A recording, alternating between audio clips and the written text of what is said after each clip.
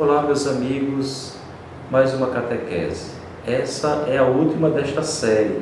Nós vamos iniciar uma nova série a partir da próxima semana.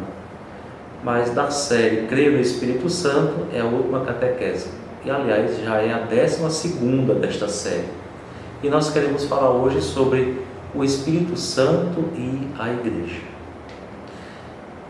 A Igreja é a comunidade dos seguidores de Jesus. Às vezes a gente pensa que a igreja é o templo, mas a igreja é uma comunidade de irmãos.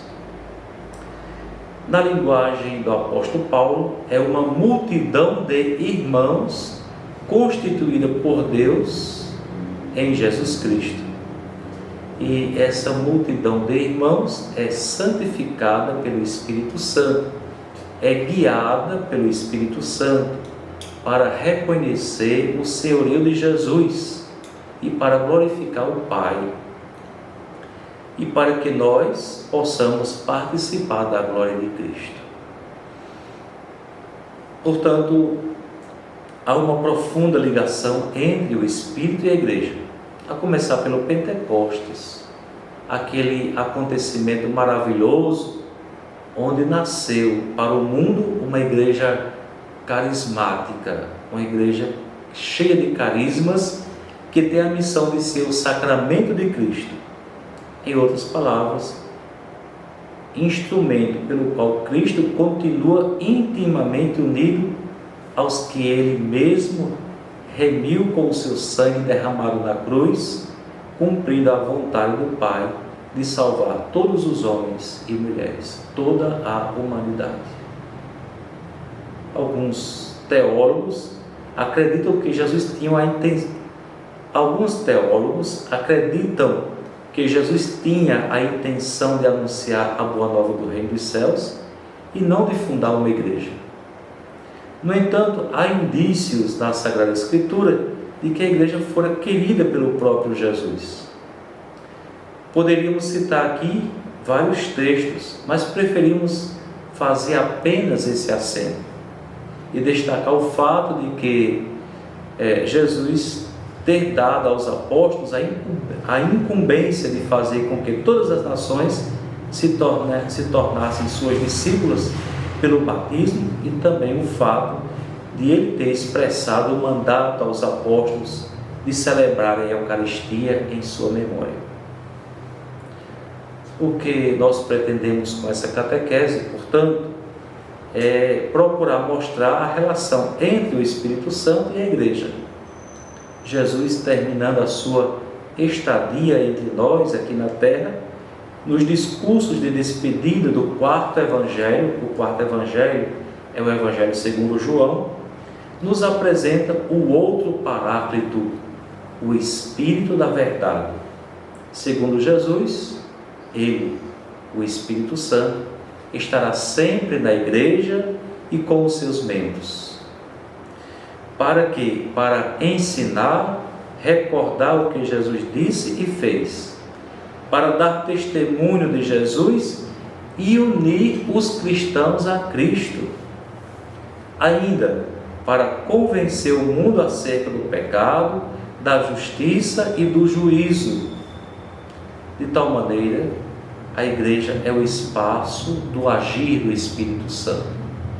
Na igreja, o Espírito Santo reúne os homens em uma verdadeira comunidade na fé. A comunidade cristã, sendo o corpo de Cristo, é verdadeiro templo onde habita o Espírito. Ao habitar nela, o Espírito adorna, enfeita a igreja com os seus frutos e a enriquece com os seus carismas. Por isso nós falamos no início de uma igreja carismática, uma igreja que tem muitos carismas. A Lumen Gentium, que é a Constituição Dogmática sobre a Igreja do Concílio Vaticano II, nos diz assim, eu vou ler literalmente o número 4. Consumada a obra que o Pai confiou ao Filho para ele cumprir na terra, foi enviado o Espírito Santo no dia de Pentecostes para que santificasse continuamente a igreja e deste modo os fiéis tivessem acesso ao Pai por Cristo num só Espírito. Ele é o Espírito de vida, ou a fonte de água que jorra para a vida eterna, por quem o Pai vivifica os homens mortos pelo pecado, até que ressuscitem em Cristo os seus corpos mortais. O Espírito habita na igreja e nos corações dos fiéis, como num templo, e dentro deles, dentro dos fiéis, ora e dá testemunho da adoção de filhos. A igreja, que ele conduz à verdade total, ele quem? O Espírito, e unifica na comunhão e no mistério, enriquece-a ele e guia com diversos dons hierárquicos e carismáticos e adorna-a com os seus frutos. Pela força do Evangelho, rejuvenesce a igreja e renova-a continuamente e leva à união perfeita com o seu esposo, porque o Espírito e a esposa dizem ao Senhor Jesus: vem. Já o número 12 da mesma Lumen Gentium é constituição dogmática sobre a igreja.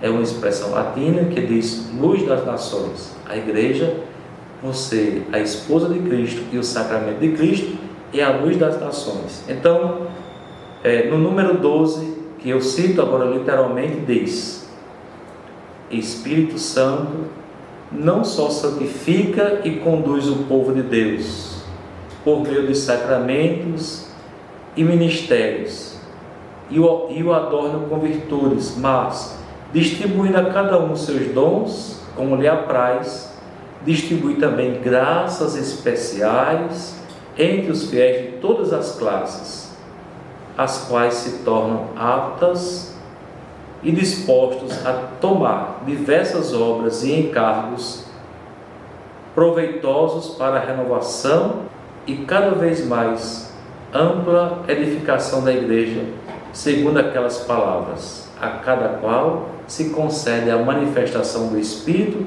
em ordem ao bem comum. Estes carismas, quer sejam os mais elevados, quer também os mais simples e comuns, devem ser recebidos em ação de graças e consolação, por serem muito acomodados e úteis às necessidades da igreja. Então vejam que há uma profunda ligação entre o Espírito e a igreja, que é a comunidade dos discípulos de Jesus.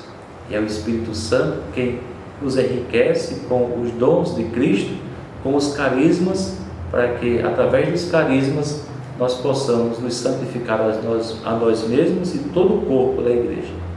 Peçamos, portanto, ao Senhor Jesus que nos conceda o seu Espírito hoje e sempre, Espírito que nos anima, que fortalece a nossa fé e que nos encoraja para o testemunho e para a missão. Invoquemos agora a bênção de Deus sobre todos nós. O Senhor esteja convosco, Ele está no meio de nós.